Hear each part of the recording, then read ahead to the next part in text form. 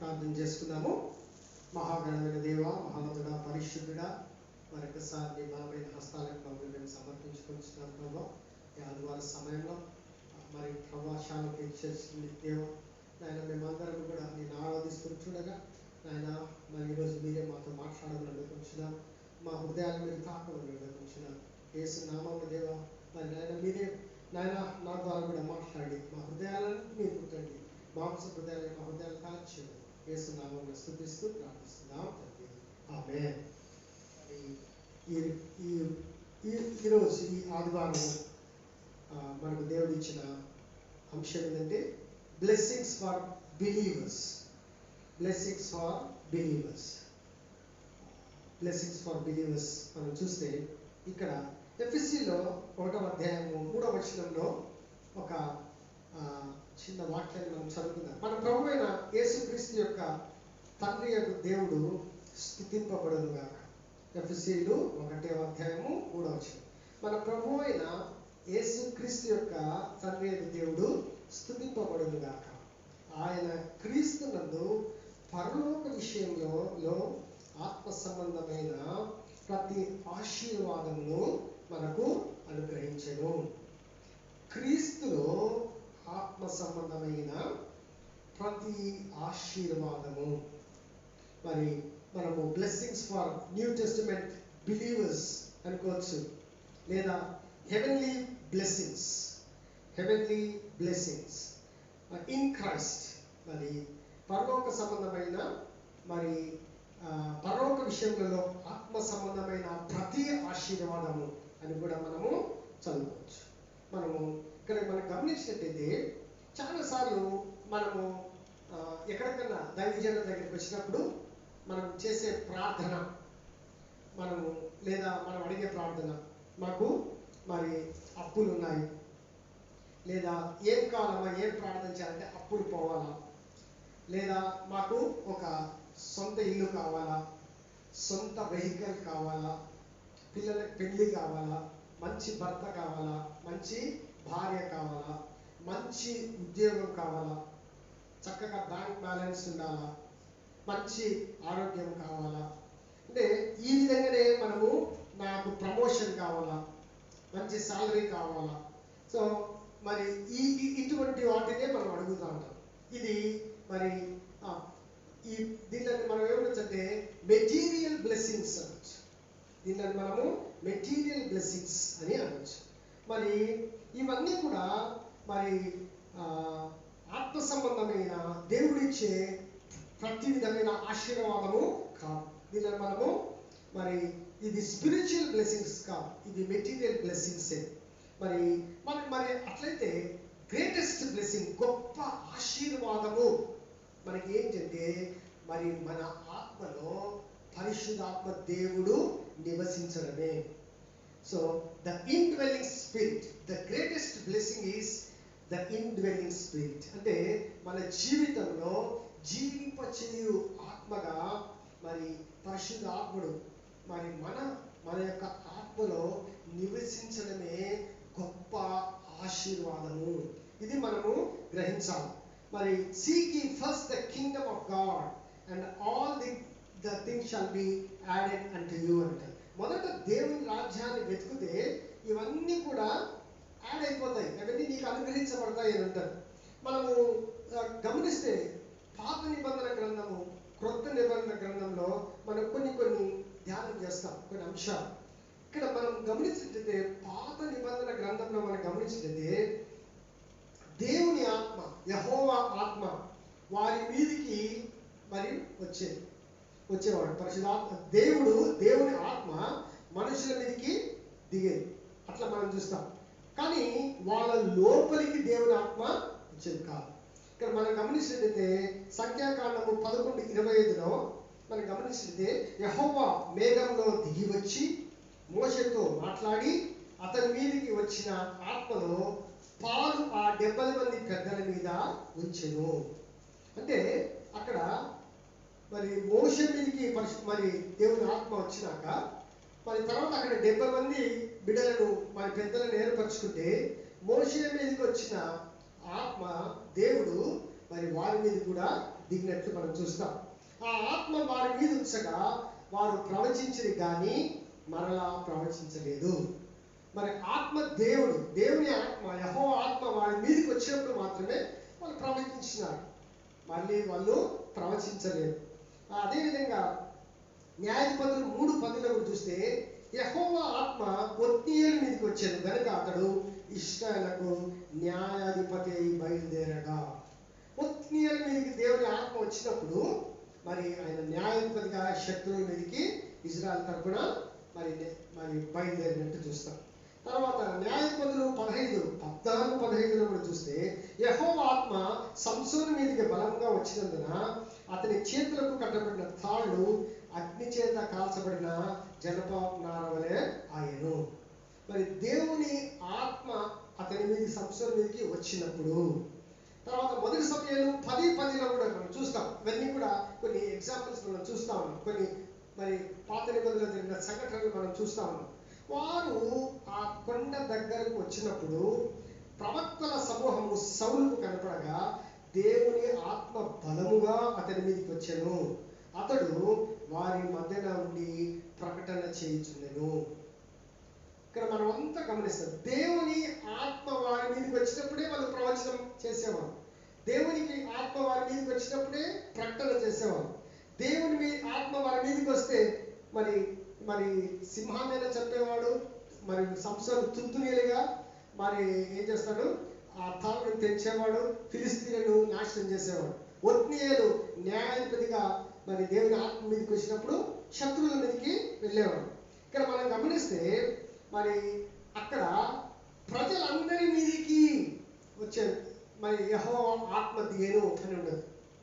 అక్కడ కొద్ది మంది మీదకే, అది దావీదు మీదకో కదా, సౌలు మీదకో, లేదా ఒత్నీయేలో, లేదా మోషే మీదనో ఆ దెబ్బలు దేవుడు ఏర్పరచుకున్న కొద్ది మంది వారి మీదకే వచ్చేది. పరిశుద్ధాత్మ దేవుని యొక్క ఆత్మ వారి మీద దిగేది. ఇక్కడ మొదటి దినవృత్తాంతాలు మొదటి సమయాలు 16:13 చూస్తే సమూయేలు తైలపు కొమ్మును తీసుకొని తన సహోదరుల దావీదును అభిషేకించెను. నాటి నుండి యెహోవా ఆత్మ దావీదు మీద బలంగా ఉండేను అంట. దాని కిందనే యెహోవా ఆత్మ సౌలును విడిచి వెళ్ళిపోయాను. అంటే సౌలుని విడిచి వెళ్ళిపోయింది, యెహోవా ఆత్మ వెళ్ళిపోయింది అంట. కానీ అంటే దేవుని ఆత్మ దావీదు మీదకి రావడం అంటే ఇక్కడ మనం గమనించినట్లయితే మరి ఇక్కడ దేవుడు మరి శాశ్వతంగా ఎవరి మీద లేడు. పాత నిబంధన గ్రంథంలో అక్కడ పాత నిబంధన గ్రంథంలో ఓల్డ్ టెస్టమెంట్ చూస్తే వాళ్ళ మీదకి వచ్చి రాలేవాడు. అప్పుడు వాళ్ళు దేవుడు ఏ పని నిర్మించినాడో ఆ పని చేసేవాడు. దేవుడు వారి మీదకి వచ్చినప్పుడు ఆ పని నెరవేర్చేవాడు, మళ్ళీ దేవుడు లిఫ్ట్ అయ్యి వెళ్ళిపోయేవాడు. మరి ఆ విధంగా ఉంది. కానీ హెచ్కేలు 36:27 దేవుడు ఒక వాగ్దానము మరి హెచ్కేలుకు ఇస్తున్నట్టు మనము చూస్తాం. 36:27 మనము చూస్తే నా కట్టలను అనుసరించేవారుగా, ఇక్కడ 26 నుంచి కూడా నూతన హృదయం మీకు ఇచ్చేదను, నూతన స్వభావం మీకు కలగజేసేదను, రాతి గుండె మీ నుండి తీసివేసి మాంసపు గుండెను మీకు ఇచ్చేదను, నా ఆత్మను మీ అందుంచి నా కట్టలను అనుసరించేవారుగా, నా విధులను గైకొని వారిగా మిమ్మల్ని చేసేదను. ఇక్కడ ఏం చెప్తానంటే నా ఆత్మను మీ యందు ఉంచుతాను, మీ మీద వ్రాలుతాను అంటే మీ మీద అట్లా చెప్పడం పర్మనెంట్ గా శాశ్వతంగా నా యొక్క మరి ఆత్మను మీ మీద ఉంచెదను. దాని మహారాజు చూస్తే 51:11 దేవా మరి నీ ఆత్మను నా యుద్ధ నుండి తీసివేయకండి అంటారు. నా యుద్ధ నుంచి తీసివేయద్దు అంటారు. నాకు నీ యొక్క ఆత్మ దేవా, నీ ఆత్మ నా జీవితంలో శాశ్వతంగా ఉండాలి. నేను తప్పు పని చేస్తున్నాను కాబట్టి నా నుంచి తీసివేయకు, నాకు శాశ్వతంగా కావాలా అని మనం చూస్తాం.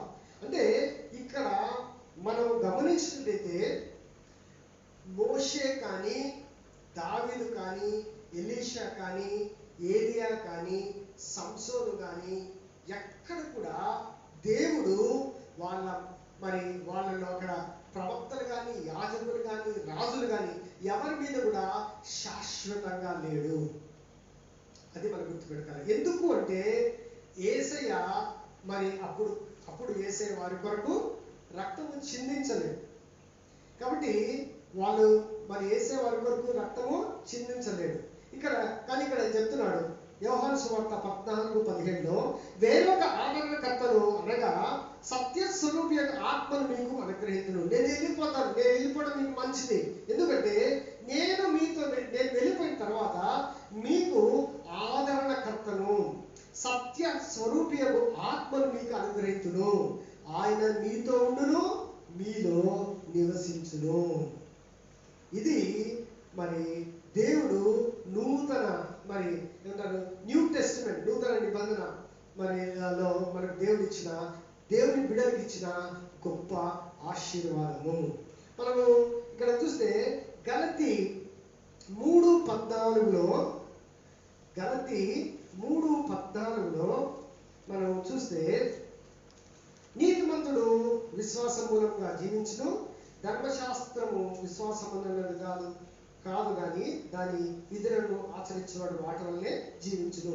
12 ఆత్మను కూర్చిన వాగ్దానము విశ్వాసం వల్ల మనకు లభించినట్లు అబ్రహాము పొందిన ఆశీర్వచనము క్రీస్తు ద్వారా అన్యజనులకు కలుగుటకై క్రీస్తు మన కోసము శాపమై మనలను ధర్మశాస్త్రం యొక్క శాపం నుండి విమోచించెను. ఇక్కడ ఆత్మను కూర్చిన వాగ్దానము అబ్రహాంకి ఇచ్చినాడు అంటున్నాడు. ఆత్మను కూర్చిన, ఇది ఓల్డ్ టెస్టిమెంట్ లో దేవుడు అబ్రహాంతో ఇట్లా మాట్లాడటం లేదు, కానీ పౌలు అంటున్నాడు ఆత్మను కూర్చిన వాగ్దానము దేవుడు అబ్రహాంకి ఇచ్చినాడు అని చెప్తున్నాడు. ఏమంటే క్రీస్తు ద్వారా అన్యజనులకు కూడా మనం విశ్వాసం వచ్చినప్పుడు దేవుడు ఏం చేస్తున్నాడంటే ఈ యొక్క ఆత్మను మన మీదకి కుమ్మరిస్తా ఉన్నాడు. ఆత్మను మన మీద కుమ్మరిస్తున్నాడు. అది మనము ఇక్కడ పౌలు ఏం చెప్తున్నాడంటే ఆత్మను గురించిన వాగ్దానం అబ్రహాంకి ఇచ్చినాడు. అన్యజనులైన మనకు క్రీస్తు యేసునందు విశ్వాసం ఉంచితే ఆ అబ్రహాము ఆశీర్వాదము మనకు లభిస్తుంది అనేది మనకు పౌలు చెప్తా ఉన్నాడు. ఏంటి ఇది ఆశీర్వాదము? మనం ఓల్డ్ టెస్ట్మెంట్ లో చదివితే అర్థం కాదు, కానీ మనం ఒక్కొక్కసారి ఓల్డ్ టెస్ట్మెంట్ లో అబ్రహాంతో మాట్లాడిన దేవుడు ఇచ్చిన వాగ్దానాన్ని మళ్ళీ మనము నెమరు వేసుకుంటే మనకు మెల్లమెల్లగా అర్థమవుతుంది. ఇక్కడ మనం గమనించినట్లయితే ఆదికాండము 13:15లో, నువ్వు చూస్తున్న దేశమును నీకును నీ సంతానమునకు సదాకాలం ఇచ్చేందుకు దేవుడు వాగ్దానం చేస్తాడు. నువ్వైతే దేశాన్ని చూస్తున్నావో ఆ దేశాన్ని నీకును నీ సంతానమునకు దేశం సదాకాలము ఇచ్చును అంటాడు. ఆదికాండం 17:8లో, నీకును నీ తరువాత నీ సంతతికి నీవు పరదేశమైన కనాను దేశం అంతటిని ఇస్తాను అంటాడు. నీకు నీ తరువాత నీ సంతతికి అంతటికి. పౌలు ఏం చెప్తాడు? మనము కూడా అన్యులైనప్పుడు కూడా మనము కూడా విశ్వాసం ద్వారా క్రీస్తును మన కోసం కూడా చనిపోయాడు. విశ్వాసం ద్వారా మనం కూడా అబ్రహాము ఆశీర్వాదాలను పొందుతున్నాము అని చెప్తున్నాడు. ఇక్కడ ఏం చెప్తున్నాడంటే నీ సంతతిని నేను ఆశీర్వదిస్తాను అని చెప్తున్నాడు. అదేవిధంగా మనము ఆదికాండం 22:17 చూస్తే, నేను నిన్ను ఆశీర్వదించి ఆకాశ నక్షత్రం వలెను సముద్రము తీరమందని ఇసుక వలెను నీ సంతానమును నిశ్చయముగా విస్తరింప చేసేదను. ఇక్కడ మనం ఆలోచిస్తే దేవుడు 2 ప్రామిస్ ఇస్తున్నారు. ఒకరు ఆకాశంలో ఉన్న నక్షత్రం వలె సముద్ర తీరంలోని ఇసుక రేణు వలె నీ సంతానాన్ని నేను ఆశీర్వదిస్తాను అంటున్నాడు. గలతీలో 3:14 మనము ఇక్కడ మనం ధ్యానం చేయొచ్చు. ఇసుక దేనికి సాదృశ్యం అంటే ఇశ్రాయేలులకు సాదృశ్యం. కాబట్టి దేవుడు చెప్తాడు, నీ సంతానమైన ఇశ్రాయేలును నేను కనాను దేశానికి, నిన్ను నీ సంతానాన్ని కనాను దేశానికి 13:15 ఆదికాండం చూస్తే సంతానములకు ఇచ్చేస్తాను అంటాడు. మరి స్టార్స్ అంటే నక్షత్రాలు దేని సాదృశ్యం అంటే మరి న్యూ టెస్టిమెంట్ బిలీవర్స్ కు మనకు సాదృశ్యం. కాబట్టి ఇక్కడ దేవుడు రెండు చెప్తున్నాడు, రెండు నెరవేరుస్తా అంటున్నాడు. ఇశ్రాయేలీయులను ఇక్కడ ఒకటి భౌతిక సంబంధం ఫిజికల్ ఆస్పెక్ట్, అది వాళ్ళకి ఎవరికి? ఇశ్రాయేలు. ఆత్మీయ సంబంధమైన భూమి అంటే అది ఎవరికి అంటే స్పిరిచువల్ గుడ్ ల్యాండ్. మరి ఈ మరి ఆత్మీయంగా కనాను అంటే ఎవరు అంటే మరి భౌతికంగా కనాను అంటే కనాను దేశం, ఆత్మీయంగా స్పిరిచువల్ గుడ్ ల్యాండ్ అంటే సర్వము ఇమిడి ఉన్న క్రీస్తు. ఇక్కడ దేవుడు రెండు నెరవేరుస్తున్నాడు. ఒక ఇశ్రాయేలుకి ఏం చేస్తాడు? కనాను దేశం ఇచ్చాడు. మనకు మరి ఇక్కడ చూస్తే మరి ఏం చేస్తాడంట? యేసు ప్రభును ఇచ్చాడు. యేసు ప్రభు మనము కదా మరి కొలస్సీ 1:12 చూస్తే తేజవాసులైన పరిశుద్ధుల స్వాస్థ్యంలో పాలివారన్నట్లు మనలను తండ్రి పాత్రులుగా చేసినాడు. మనల్ని ఏం చేస్తున్నాడంట? మరి ఇశ్రాయేలు కనాను దేశంలో ప్రవేశించడానికి వారికి పాత్రలుగా చేసినాడు. మనల్ని కూడా దేవుని బిడ్డలుగా మనము మరి న్యూ టెస్టిమెంట్ బిలీవర్స్ గా పరిశుద్ధుల స్వాస్థ్యములో, తేజవాసులైన పరిశుద్ధుల స్వాస్థ్యంలో పాలివారగినట్లు, అంటే మనము క్రీస్తులో కూడా పాలివారగినట్లు, క్రీస్తు అనే మంచి భూమి, క్రీస్తు అనే కనానులో మనము మరి పాలివారగినట్లు దేవుడు మనకు అనుగ్రహించినాడు. 1 కొరింథీ 15:45 మనం చూస్తే చివరి ఆదాము, జీవింపచేయు ఆదాము. చివరి ఆదాము ఎవరు అంటే జీవింపచేయు ఆదాము, అంటే లైఫ్ గివింగ్ స్పిరిట్ అంటారు ఇంగ్లీష్. యేసయ్య భూమి మీద నరావతారుడై జన్మించి ఆయన భూమి మీద జీవించి చనిపోయి పాతి పెట్టబడి మరణించి పాతి పెట్టబడి మళ్ళీ తర్వాత ఆయన పునరుద్ధారుడై కదా తండ్రి కుడిపార్శ్వన కూర్చొని ఇప్పుడు ఆయన మనకు జీవింపచేయు ఆత్మగా ఆయన మనలో మరి ఉంటున్నాడు. ఎవరైతే యేసు ప్రభువును సొంత రక్షకునిగా అంగీకరిస్తామో ఆయన జీవింపచేయు ఆత్మగా, ఆయన జీవింపచేయు ఆత్మగా మన హృదయంలో, మన ఆత్మలో ఆయన నివసిస్తున్నాడు అనేది మనము చూస్తాం. 8:9 రోమా చూస్తే దేవుని ఆత్మ మీలో నివసించిన ఎడలా మీరు ఆత్మ స్వభావం గలవారే కానీ శరీర స్వభావము కలవారు కాదు. ఇక్కడ మనం చూస్తే మనము దేవునికి ఇచ్చిన ప్రామిస్ దేవుడు నెరవేర్చుకున్నాడు. ఏమని చెప్పినాడు? నీ యొక్క బిడ్డలు ఇసుక వలె ఆకాశపు నక్షత్రం వలె ఉన్నారు. కాబట్టి వాళ్ళు ఇశ్రాయేలును కనాను దేశానికి చేర్చినారు. ఇక్కడ మరి యేసు ప్రభు ఆత్మీయంగా అబ్రహాంతో ఇచ్చిన ప్రామిస్ తోటి నీ బిడ్డలు ఇసుక నక్షత్రం వలె ఉంటారు అంటే, నక్షత్రం అంటే ఎవరంటే మనల్ని క్రీస్తులో మనల్ని పాలివారుగా చేసి ఆ క్రీస్తు ప్రభు ఇప్పుడు మన లోపల, మన హృదయంలో జీవిస్తున్నాడు. జీవింపచేయు ఆత్మగా మనలో ఉన్నాడు. కనుక దేవుడు ఆ వాగ్దానాన్ని మరి నెరవేర్చినట్టు చూస్తాం. ఇక్కడ 1 కొరింథీ 6:17 చూస్తాం. ప్రభువుతో కలుసుకున్నవాడు ఆయనతో ఏకాత్మై ఉన్నాడు. అంటే ఇప్పుడు మన ఆత్మ దేవుని ఆత్మతో కలుసుకున్న కనుక మనము ఏక ఆత్మై ఉన్నాం. కాబట్టి దేవుని బిడ్డలుగా మనకి ఎంత ఆశీర్వాదం అంటే జీవింపచేయు ఆత్మదేవుడు. పరలోక సంబంధమైన అన్ని ఆశీర్వాదాలు క్రీస్తులో ముందే దేవుడు పెట్టి ఉన్నాడు. ఇప్పుడు మనము మన ఆశీర్వాదాల గురించి ఆలోచించవలసిన అవసరం లేదు. ప్రతి ఒక్క బిడ్డ యొక్క, దేవుని బిడ్డ యొక్క ఆత్మలో పరలోక సంబంధమైన ప్రతి ఆశీర్వాదం లేదు. అంటే ప్రతిది మనము పుట్టిన దగ్గర నుంచి మనము మరణించేంత వరకు ఏమేమి అవసరమో కదా, దేవుడు ఆకాశ పక్షులు ఉంటాయి, ఆకాశ పక్షులు ఏమి చేయకున్నా కూడా దానికి అన్నిటినీ సమకూరుస్తున్నాడు. మరి మనము పుట్టక ముందే క్రీస్తు ప్రభువులో ప్రతి ఆశీర్వాదము మనకు సమకూర్చినాడు. కాబట్టి బిగ్గెస్ట్ బ్లెస్సింగ్ ఏంటి? ద గ్రేటెస్ట్ బ్లెస్సింగ్ ఏంటంటే మన ఆత్మలో జీవింపచేయు ఆత్మ ఉండడమే. మనం మొదట దేవుని రాజ్యాన్ని వెతకాలి. కాబట్టి మనమే ఆయన రాజ్యం. యేసు ప్రభు ఆయన రాజ్యం, యేసు ప్రభువే రాజ్యం, మనము ఆయన రాజ్యం. కాబట్టి ఎప్పుడైతే మనం ఆ రాజ్యం ఉన్నప్పుడు, మన రాజ్యము ఎప్పుడైతే దేవుని కొరకు సిద్ధపరచబడిందో అన్ని ఆశీర్వాదాలు మనము ఈ రాజ్యంలో పొందుకోవచ్చు. ఇక్కడ మనము చూస్తాం, రోమా 8:11 చూస్తే మరి ఇక్కడ చక్కగా మనము గమనిస్తాం. మృతులలో నుండి యేసును లేపిన వాని ఆత్మ మీలో నివసించిన యెడల, మృతులలో నుండి క్రీస్తు యేసును లేపిన వాడు సావునకు లోనైన మీ శరీరంలో కూడా మీలో నివసించిన తన ఆత్మ ద్వారా జీవింపచేయును.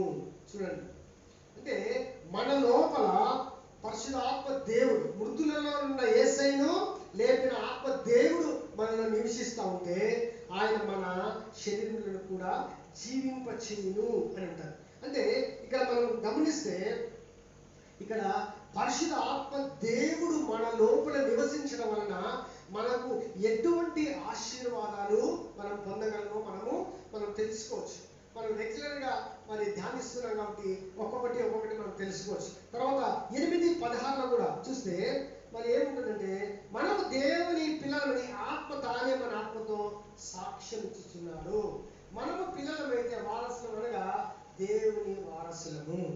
పరిశుద్ధ ఆత్మ దేవుడు మనలో నివసించున్నాడు కనుక, యేసు ప్రభు జీవింపచేయు ఆత్మగా మనలో ఉన్నాడు కనుక ఇప్పుడు మనం ఏమైనామంటే పరలోక సంబంధమైన దేవుని యొక్క వారసులమైనము. కాబట్టి మనము మరి ఇటువంటి మరి స్థితిలోకి మనము వచ్చి ఉన్నాం. ఒక్కసారి ఎఫెసీలు చూస్తే ఇది పౌలు గ్రహించినాడు. ఇది పౌలు గ్రహించి పౌలు ఎఫెసీలకు నేర్పించే ప్రార్థన మనం చక్కగా చూడొచ్చు. పౌలు ఎఫెసీలకు చక్కగా నేర్పించినాడు. పౌలు ఏమేమి కావాలో మరి మనం చూడొచ్చు. ఆత్మ సంబంధమైనది ఏం అడుగుతాడంటే 1వ అధ్యాయము 17-19 వరకు మనం చూస్తే, ప్రభువా నేను నిన్ను సంపూర్ణంగా తెలుసుకునేటట్టు నాకు జ్ఞానము ప్రత్యక్షత దయచేయి. కాబట్టి ఇప్పుడు దేవుడు ఏమంటున్నాడు, నువ్వు దేవుణ్ణి ఎఫెసీయులకు నేర్పిస్తున్నాడు, ఇట్లా ప్రార్థన చేయండి. ఏం చేయాలంటే మొట్టమొదట మనము దేవుణ్ణి తెలుసుకోవాలి. ఈ యొక్క జీవింపచేయు ఆత్మ మనలో ఉన్నాడు. మనం ఎంతసేపటికి భూ సంబంధమైన ఆశీర్వాదాలు కోరుకుంటున్నాం, కానీ పౌలు చూడండి, అంటే ఆయన ఇటువంటి సంపాదించినాడు కాబట్టి ఆత్మ సంబంధమైన ఆశీర్వాదము ఎఫెసీయులకు కొలస్సీయులకు కూడా నేర్పిస్తున్నాడు. నేను నిన్ను స్పష్టంగా తెలుసుకొనున్నట్లు నాకు జ్ఞానము ప్రత్యక్షత గల మనస్సు అనుగ్రహించుము.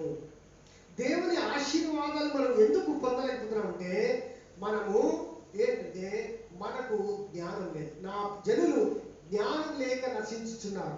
యెషయా మరి 5లో మనం యెషయాలో మనం చూడొచ్చు. అక్కడ ఎంత చక్కగా ఉంటుంటే, నా జనులు జ్ఞానం లేక నశించుచున్నారు. హోషేయలో కూడా మనం చూస్తాం, నా జనులు జ్ఞానం లేక చెరపట్టబడుచున్నారు ఉంటారు. మరి దాంట్లో కూడా సామెతలు 1:32 కూడా చూస్తాం. ఇక్కడ మనం గమనించినట్లయితే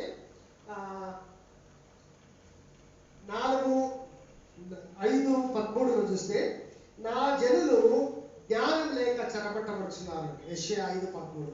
తర్వాత హోషేయ 4:6 చూస్తే, నా జనులు జ్ఞానం లేక నశించుచున్నారు, నా జనులు జ్ఞానం లేక చనిపోవచ్చున్నారు, నా జనులు అంటే ఇవన్నీ ఇట్లా మనం చూస్తాం. అంటే ఇక్కడ ప్రాబ్లం ఏంటంటే, నశించిపోయేదానికి కారణం ఏంటి అంటే, దరిద్రతలో ఉండేదానికి కారణం ఏంటి? దేవుడు అన్నాడు, మీరు రాజులైన యాజక సమూహము, మీరు నా రాజ్యము, మీరు నాకు దేవుని ప్రజలు, నా సొత్తు అన్నారు. మరి మనం దేవుని వారసులం అయినప్పుడు కూడా ఎందుకు ఈ ప్రాబ్లం? ఎందుకు దేవుని ఆశీర్వాదం మనం పొందలేకపోతున్నాం? ఎందుకు మనకి ఈ ప్రాబ్లం అంటే, ఇక్కడ మనము దేవుని స్పష్టంగా తెలుసుకోవాలి. అందుకే పౌలు అంటాడు, నాకు జ్ఞానము ప్రత్యక్షత అయ్యింది. కొలస్సీయులో కూడా చూస్తే మనము 1:9-12 ప్రభువా నీ చిత్తము చేసేదానికి నాకు జ్ఞానము ఆత్మీయ వివేకము దయచేయి.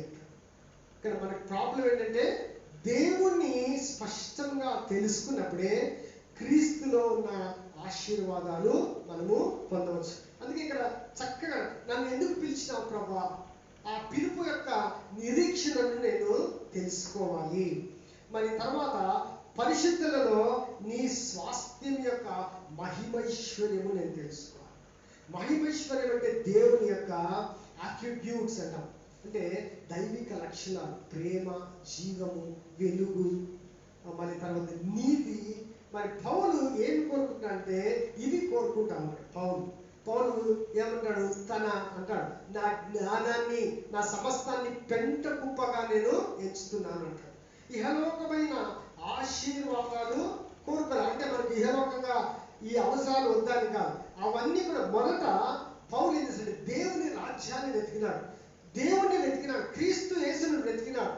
మొదట మనం గమనిస్తే చక్కగా చూస్తే, ప్రభువా నిన్ను నేను తెలుసుకోవాలి, ప్రభువా నీ మహిమైశ్వర్యం, చూడండి హెవెన్లీ రిచెస్, ఆ గ్లోరీ, మరి హెవెన్లీ రిచెస్, మహిమైశ్వర్యాన్ని మరి నాకు కావాలంటే.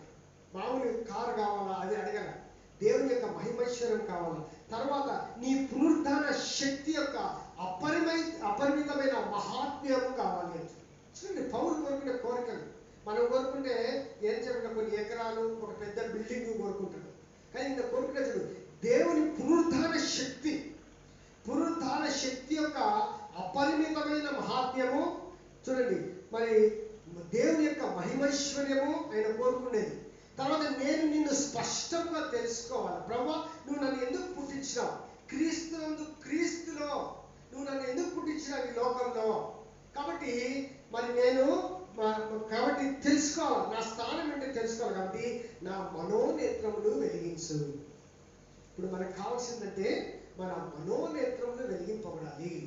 మన మనోనేత్రములు వెలిగింపబడడం లేదు కనుక మనం ఏం చేస్తామంటే దేవుని యొక్క పరలోక సంబంధమైన ప్రతి ఆశీర్వాదాన్ని మనం పొందుకోలేకపోతున్నాం. చాలాసార్లు మనం దరిద్రతలో ఉండాల్సి వస్తాం. అంటే దేవుని పిల్లలు ఎప్పుడు దరిద్రులుగా ఉండాలి అని అంటూ ఉంటారు. కానీ బైబిల్ ఉంది, మనము దరిద్రత నుండి విడుదల పొందడానికి ఆయన దరిద్రుడైనాడు.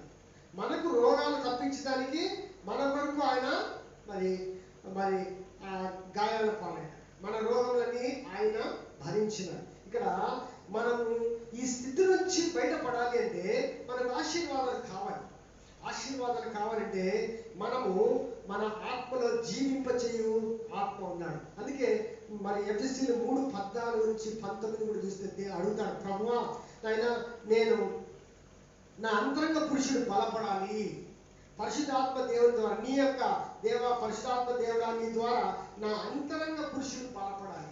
మనం ఒకసారి అంతరంగ పురుషుడు అంటే కూడా ధ్యానిస్తాం.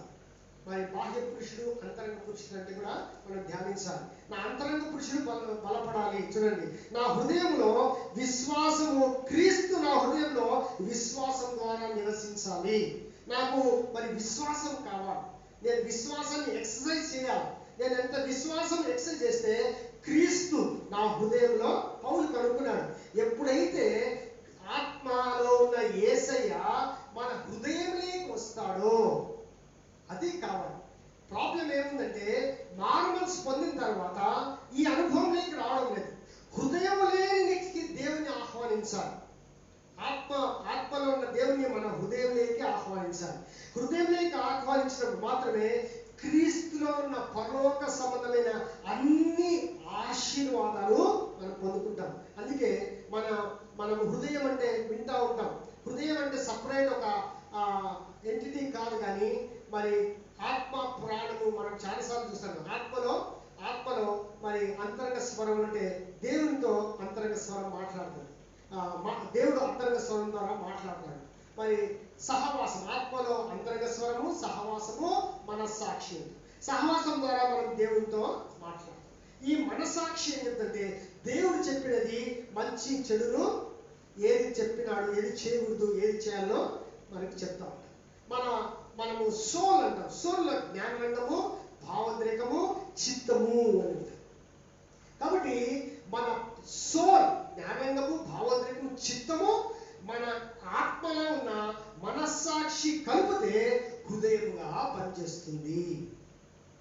హృదయంగా పనిచేస్తుంది. కాబట్టి ఆత్మ మరి సోల్ లాగా హృదయం కూడా సపరేట్ ఒక ఆర్గన్ లాగా పనిచేయదు. కానీ ఇక్కడ మనం చూస్తే మరి ఆత్మలో ఉన్న మనస్సాక్షి, మన సోల్లో జ్ఞానరంగము, భావరంగము, చిత్తము కలిపి హృదయంగా పనిచేస్తుంది. కాబట్టి ఈ హృదయంలోకి అంటే మనకు మారు మనసు పొందిన కూడా దేవుడు చక్కగా చెప్తున్నాడు. మనకు దేవుడు ఎంత బాగా చెప్తుంటే మీ అంటే ద్వితీయోపదేశకాండము 29:4 మనం గమనిస్తే, ద్వితీయోపదేశకాండం ఏంటో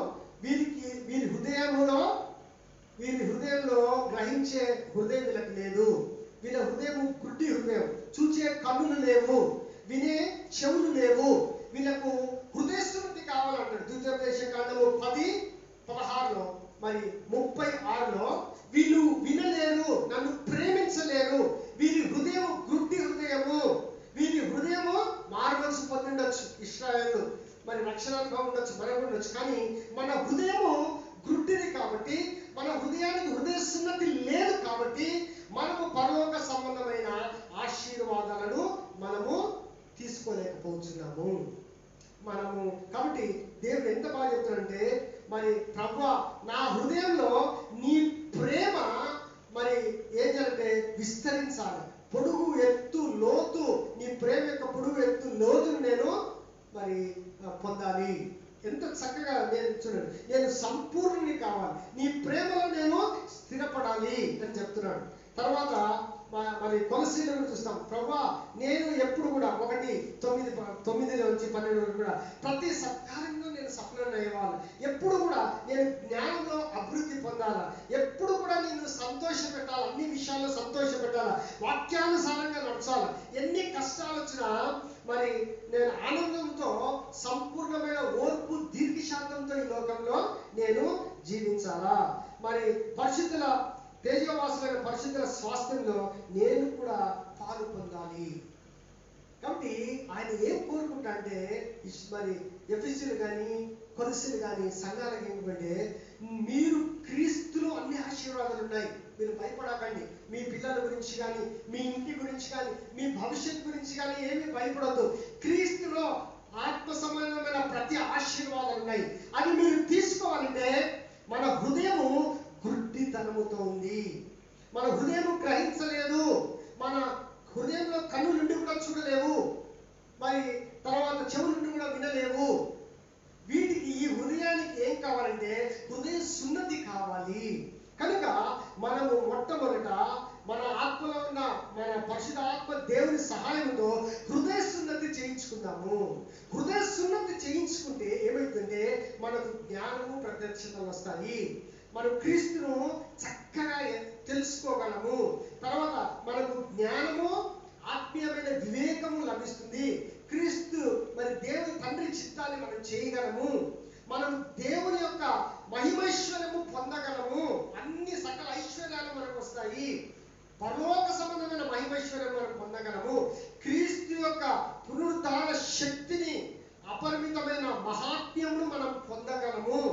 అసలు ఎందుకు పుట్టినాము మనకు తెలియదు.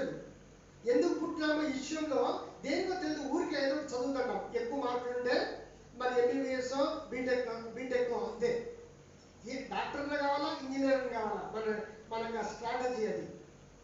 అంటే మన స్ట్రాటజీ అది. దేవుని చిత్తం ఆశీర్వాదం అంటే అది కాదు. దేవుని చిత్తాన్ని నెరవేర్చడమే. ప్రతి సత్కార్యము దేవుడు ఏమైతే అనుకున్నాడో అవన్నీ సత్కార్యం అంటే దేవుని చిత్తాన్ని నెరవేర్చడమే. అది ఆశీర్వాదం. దేవుని చిత్తాన్ని నెరవేర్చడం, దేవుని ప్రేమను పొందుకోవడం, అది ఆశీర్వాదం. దేవుని యొక్క అంటే సద్గుణాలన్నీ పొందుకొని ఆ సద్గుణాలను ఈ భూలోకంలో వ్యక్తీకరించడమే ఆశీర్వాదం. చూడండి ఎంత చక్కగా ఉంది. ఆ సద్గుణాలను భూలోకంలో వ్యక్తీకరించడమే ఆశీర్వాదం. దేవుని ప్రేమలో స్థిరపడి ఆ ప్రేమను వ్యక్తీకరించడం, ఆ ప్రేమలో సంతోషము, సమాధానము, దీర్ఘశాంతము, ఆశానిగ్రహము, దయాళుత్వము, మంచితనము ఇవన్నీ ఉంటాయి. ప్రేమ ఓర్చుకుంటుంది, త్వరగా కోపపడదు, అమర్యాదగా ప్రవర్తించదు, చెడు విషయంలో మరి ఎవరైనా మనకు అపకారం చేసినా కూడా దాన్ని మాటికి గుర్తు పెట్టుకోదు. చూడండి ఇది ఆశీర్వాదం. ఇది కావాలి, ఇవి పొందుకోండి అంటాడు దేవుడు. దేవుడు ఇది కావాలి, ఇది కోరుకోండి. పౌలు చక్కగా ఎక్స్ప్లెయిన్ చేసినాడు. ఇవి అడగండి సంగమా, ఇవి అడగండి, ముందు ఇవి ఇవి ఇవి తీసుకోండి, మిగతావన్నీ కూడా మొదట దేవుని రాజ్యాన్ని యేసయ్యను మీ హృదయంలో స్థిరపరచుకోండి. ఇవన్నీ కూడా ఆయనే మీకు సప్లై చేస్తూ ఉంటాడు. మీరు మీ ఉద్యోగం గురించి ఆలోచించిన అవసరం లే, మీ ఇంటి గురించి ఆలోచించిన అవసరం లే, మీ పిల్లల వివాహం గురించి ఆలోచించవలసిన లే. మనం ఇప్పుడు ఆలోచించవలసింది మనకు హృదయ సున్నతి కావాలి. హృదయ సున్నతి కావాలి అని దేవుని అడగాలి. మనలో గొప్ప ఆశీర్వాదం అంటే జీవింపచేయు ఆత్మదేవుడు శాశ్వతంగా ఉన్నాడు. మరి ఎఫెసీలో చెప్తాడు, మీ యొక్క దేవుని ఆత్మను దుఃఖపరచకుడి అన్నాడు. సౌలు తప్పు పని చేస్తే దేవుని ఆత్మ విడిచిపోయాను అంటారు. సంసోనును ఎడబాసనని సంసోనుకు తెలియదు. మనల్ని దేవుడు, మనము పడిపోయినా కూడా దేవుడు మనల్ని విడిచిపోడు. ఆయనను దుఃఖపరుస్తాము, ఆయనను ఆర్పివేసుకుంటూ వస్తూ ఉంటాం, కానీ ఆయన మనల్ని విడిచిపెట్టాడు. మన పాపములను మళ్ళీ ఒప్పుకుంటే, మన మనస్సాక్షిని కడుక్కుంటే, మన హృదయాన్ని పవిత్రపరచుకుంటే తిరిగి మళ్ళీ ఆయన మనతో మాట్లాడుతూ ఉంటాడు. మనం అటువంటి ఆయన మనల్ని విడిచిపెట్టే దేవుడు కాదు. ఆయన మనల్ని విడిచిపెట్టే దేవుడు కాదు. ఇప్పుడు మనము అడగవలసింది ఏమడగాలంటే, ప్రభువా ప్రభువా నాకు హృదయ సున్నతి చేయండి, నాకు జ్ఞానం లేదు, జ్ఞానం ఇవ్వండి, నా మనోనేత్రమును వెలిగించండి, నాకు నీ ప్రేమలో నేను స్థిరపడాలి, నీ విశ్వాసము నా హృదయంలో మరి మరి మరి హృదయం నిండా నీ విశ్వాసం నేను నా హృదయంలో రోజు ఎక్సర్సైజ్ చేయాలి. నా విశ్వాసం బద్దలైపోకూడదు. నాకు నువ్వు ఆ నిరీక్షణ కావాలి. ఎందుకోసం నేను ఈ జీవితంలో కొన్నిసార్లు చచ్చిపోతాను ఎలా అనిపిస్తూ ఉంటాను, కానీ ఆ నిరీక్షణ కావాలి. ఎన్ని కష్టాలున్నా కూడా సంతోషంతో, ఆనందంతో, ఓర్పు, దీర్ఘశాంతము కలిగి జీవించాలి. అంతరంగ పురుషుడు బలపడుతూ ఉండాలి. చూడండి, ఈ కోరికను కోరాలి. నా మనోనేత్రమును వెలిగింపబడితే నేను నిన్ను చూడగలుగుతాను, నేను నిన్ను చూడగలుగుతా, నీ పునరుద్ధాన శక్తిని నేను పొందుకుంటాను, నీ మహిమైశ్వర్యాన్ని నేను పొందుకుంటాను, నీ ప్రేమలో నేను వేరుపాలి స్థిరపడతాను. మరి నేను సంతోషము, సమాధానము, దీర్ఘశాంతము, ఆశానిగ్రహము, దయాళత్వము, మంచితనము, సాత్వికము, విశ్వాసం, ఇవన్నీ కూడా ఈ భూలోకంలో నేను వ్యక్తీకరించగలుగుతాను. ఇవే ఆశీర్వాదం. ఇవి ఇతరులకు పంచడమే ఆశీర్వాదం. మనం ఇతరులకు 1000 రూపాయలు ఇచ్చినా, 1,00,000 రూపాయలు ఇచ్చినా ఏమి కాదు. కానీ దేవుని యొక్క పునరుద్ధాన శక్తి కలిగి ఇతరులలో ఉన్న దురాత్మలను వెలగొట్టగలిగినాం అనుకో, ఇతరులలో ఉన్న చీకటి ప్రభావాన్ని వెలగొట్టినప్పుడు అది మనము ఇతరులకు ఇచ్చే ఆశీర్వాదం. మనలో ఉన్న దేవుని జీవాన్ని ఇతరులకు ఇవ్వడమే ఆశీర్వాదం. ఇటువంటి లాక్డౌన్ సమయంలో ఇతరుల కొరకు మనం ప్రార్థన చేస్తూ ఇతరులను నరకం నుండి తప్పించడమే దేవుని ఆశీర్వాదం. కాబట్టి మనలో మన ముందు మనం చేయవలసిన ప్రార్థన ఇది. ప్రభువా ప్రభువా మనము చేయవలసిన ప్రార్థన ఇది. దేవుని అడుగుదాం. చాలాసార్లు మనకు ఒక రాంగ్ యాటిట్యూడ్ ఉంటుంది. ఆశీర్వాదం అంటే మనము ఇది లేదు, అది లేదు, ఇది లేదు మనం అడుగుతాం. ఏం కావాలమ్మా ప్రార్థనలో అంటేనే ఇవన్నీ అడుగుతూ ఉంటాం. నాకు ఇది లేదండి, అది లేదండి, పిల్లలు లేరండి, అట్లా లేదండి అని. కానీ ఇక్కడ మనం అడగవలసింది ఒకటి, ప్రభువా నా మనోనేత్రములు వెలిగించండి, నాకు జ్ఞానము ప్రత్యక్షత దయచేయండి, నాకు జ్ఞానము ఆత్మ వివేకము దయచేయండి, నాలో నేను నీ ప్రేమలో స్థిరపడాలి, నేను అంతరంగ పురుషుడు బలపడాలి. చూడండి, నేను విశ్వాసము నా హృదయంలో దినదినము మరి అభివృద్ధి కావాలి. ఎక్సర్సైజ్ చేయాలండి విశ్వాసం అభివృద్ధి అయిందండి. నీ యొక్క సమాధానకర్తకు దేవుడు నా యొక్క మరి నా యొక్క మనస్సును ఏలాలి, హృదయాన్ని ఏలాలి. ఇటువంటి ప్రార్థన, ఇటువంటి ఆశీర్వాదాల కొరకు మనము మరి దేవుని అడుగుదాం. మహాగణపతి దేవా, మహోన్నతుడా, పరిశుద్ధుడా, మరొకసారి మీరు ఈరోజు మాకు ఇచ్చిన వాక్యం బట్టి వందనాలు, స్తోత్రాలు. పరలోక సంబంధమైన ఆశీర్వాదము మరి క్రీస్తులో ఉందని వాటి కొరకు మేము వేగిరపడాలని ఈరోజు ఇచ్చిన వాక్యం బట్టి కూడా నీకు వందనాలు, స్తోత్రాలు.